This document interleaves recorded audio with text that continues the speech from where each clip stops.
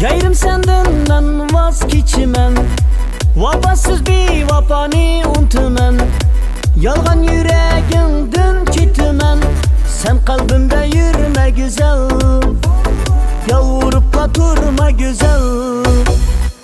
Azar berip canımni qiynadım, sen üçün ben köp kan yığladım. Yalgan yüreğinge sığmadım, sen kalbimde yürüme güzel. Yalvarıp da durma güzel.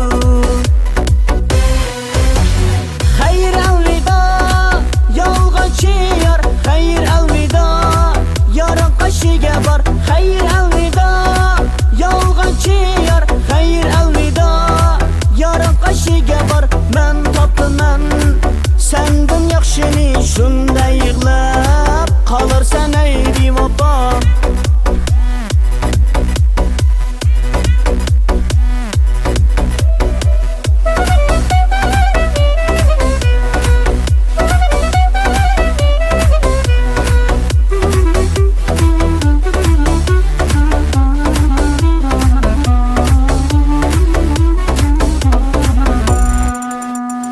Şu yarının yeniga bargın, bergene tür gülünü algın. Unutman ötken günlerini, sen kalbimde yürüme güzel. Yalvarıp da durma güzel. Azar berip canımni qiynadım, sen üçün ben köp kan yığladım. Yalgan yüreğinge. Adaş ben toy kılayım adaş.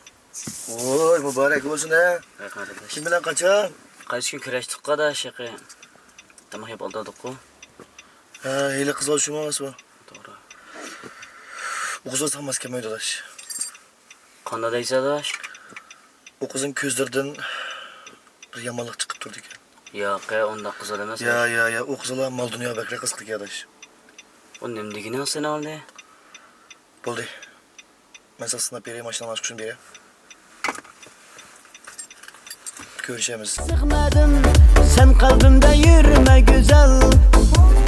Yalvarıp da durma güzel.